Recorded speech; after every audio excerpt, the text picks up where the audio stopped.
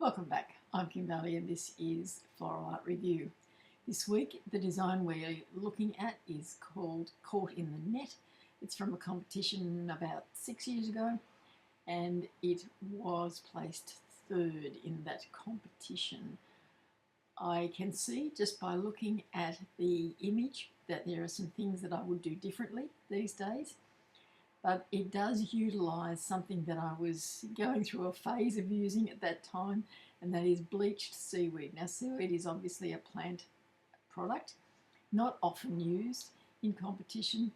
I used it in this competition, I used it in a couple of other local competitions, but I used it predominantly for a world show and was commended for the use of it at that show because it was so different to anything else that had been used. But we digress. We must get back to this particular competition, Caught in the Net. What I have used in the design is an upright structure, so it's just a piece of timber with two metal rods screwed into it, and that gives me a framework to work with. And the rods are covered with the dried and bleached and dried seaweed. Some of it has just been dried, that's the darker parts of the seaweed, and the lighter parts are that exact same seaweed, but they've been bleached. And I've got on the Floral Art Online website, in the techniques area, there's a section on how do you do that, how you bleach that seaweed and how you can use it once it is bleached and dried.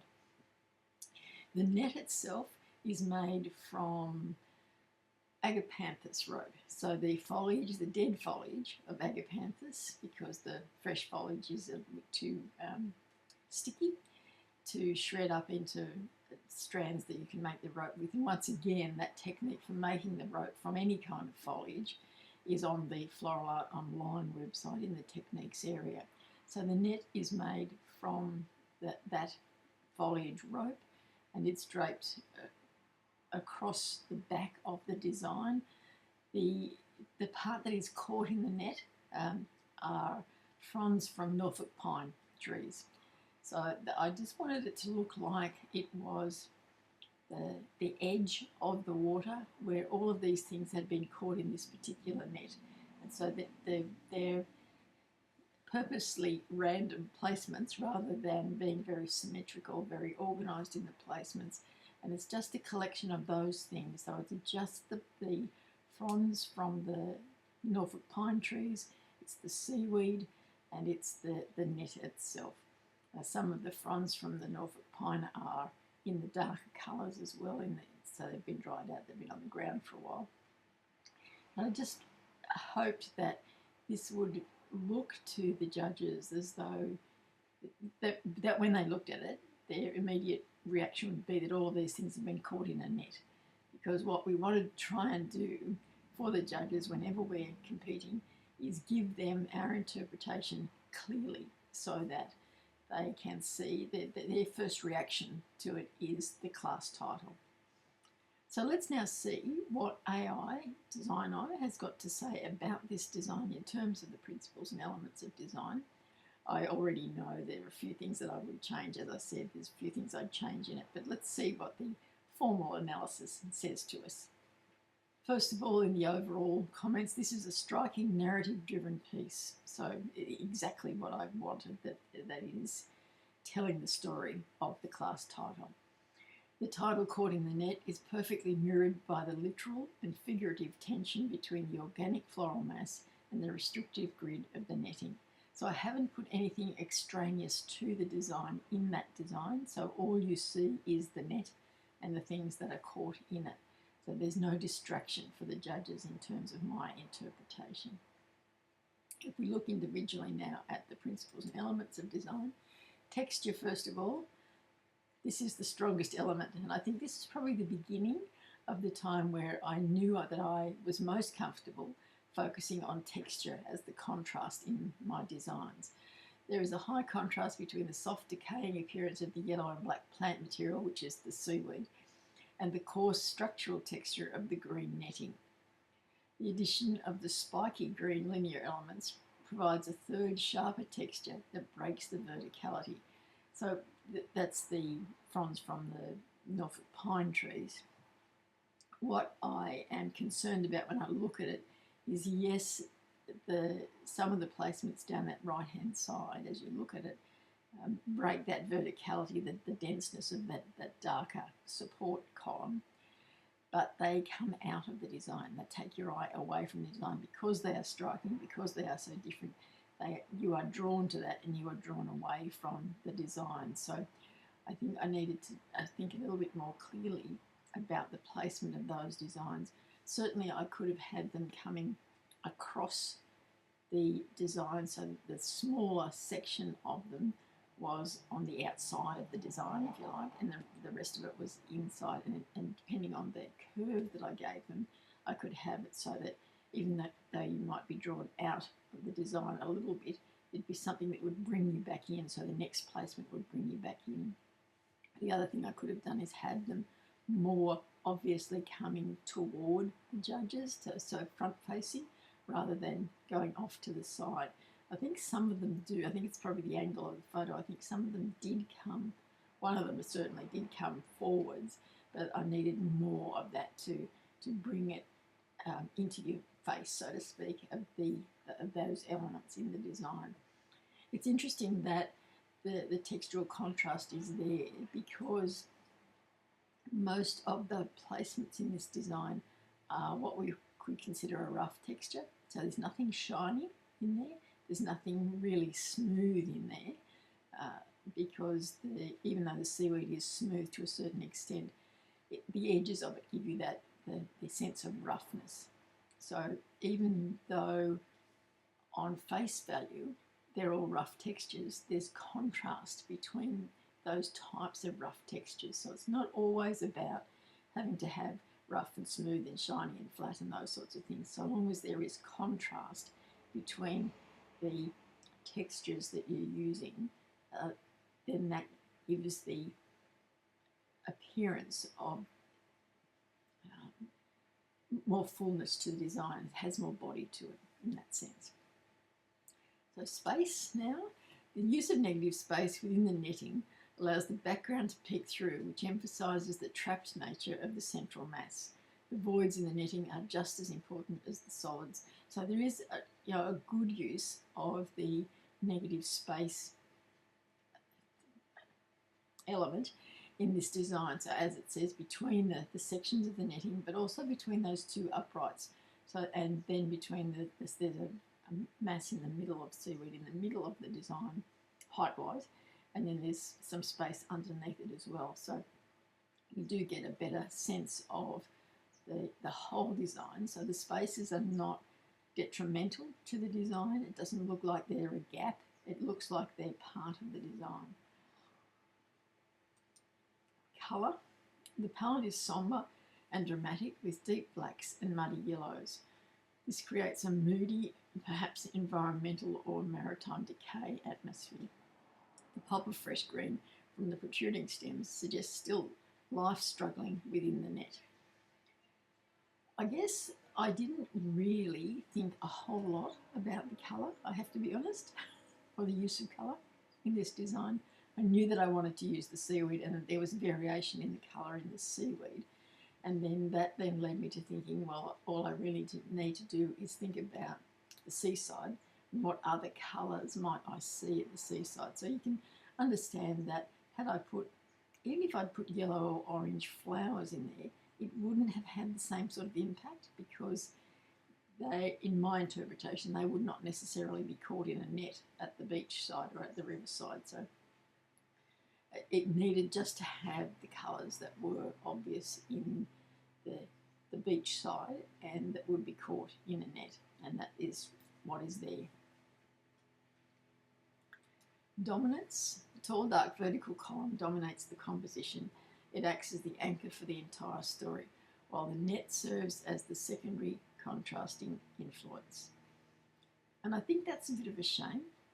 I can see now that it is very dark, and it was one of the criticisms from the judges when their competition was over, was that was just too dominant, the dark was just too dark, and there wasn't enough variety in the rest of the design. And whilst I don't agree with the variety side of it, I can see that that side of it now is too dark for the rest of it. And it's too wide. It needed to be not the same size as the other side, but marginally smaller, probably about a third smaller than it is, to lessen the dominance and to bring that middle section of the seaweed placement forward a little bit more when you're viewing it. So that became a little bit more dominant. Contrast. Beyond texture and colour, there is strong contrast in form. The organic, irregular shape of the floral mass contrasts strongly with the geometric repetitive pattern of the net. So that's an interesting one that I probably didn't think about too much while I was putting it together, because I was probably focusing more on getting the colour and the textures right. But in terms of form, that it is interesting now to look back and to see that there is good contrast in those forms. So it's the form is the shape. So it's the shape of the seaweed, and in that there is contrast between the smoothness and the roughness, and how much is ruffled and how much isn't in the seaweed. And then the very regular, as it says, geometric pattern of the netting itself, and then a somewhat transitionary geometric pattern in the fronds from the Norfolk pine tree. Balance. The design utilises asymmetrical balance.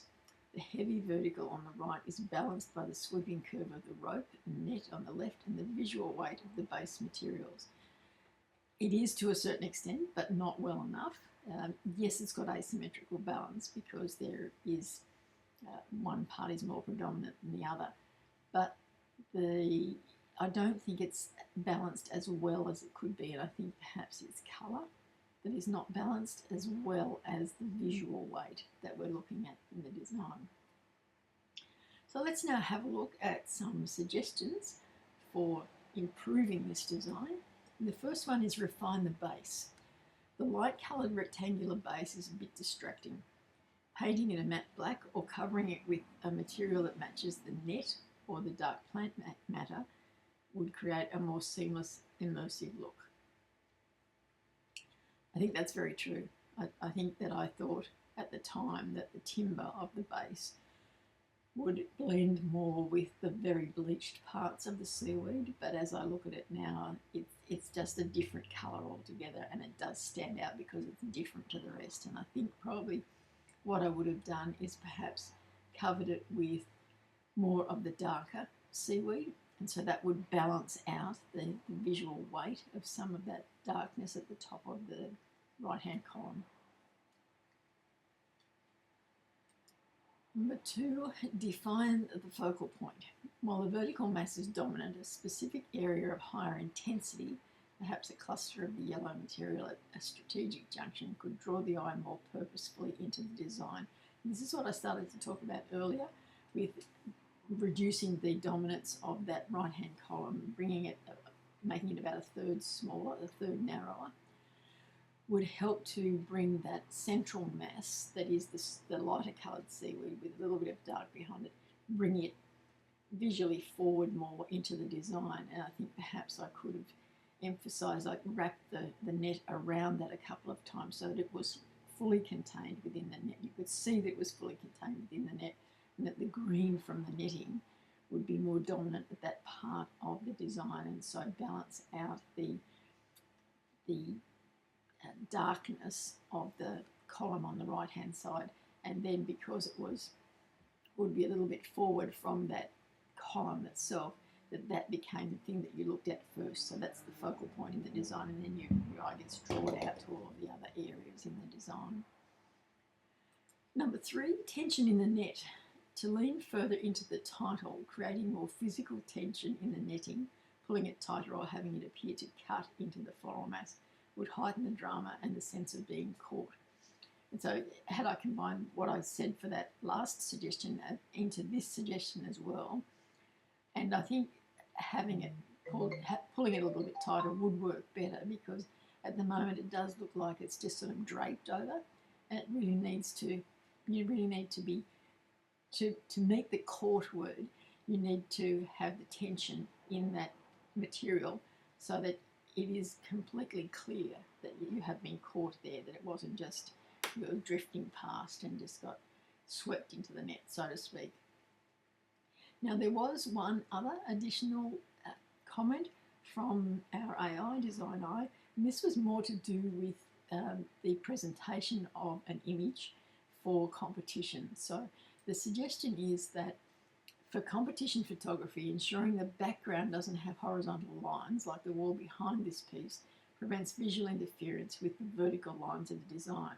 So I've left it in here as a suggestion because I know that increasingly we have the opportunity to partake in online competitions, and as you probably know, we have a very large one that runs 12 months of the year called Floral, and we're in the regional competition stage at the moment at the time of this video, but in September of every year we have a global competition that is open to anyone.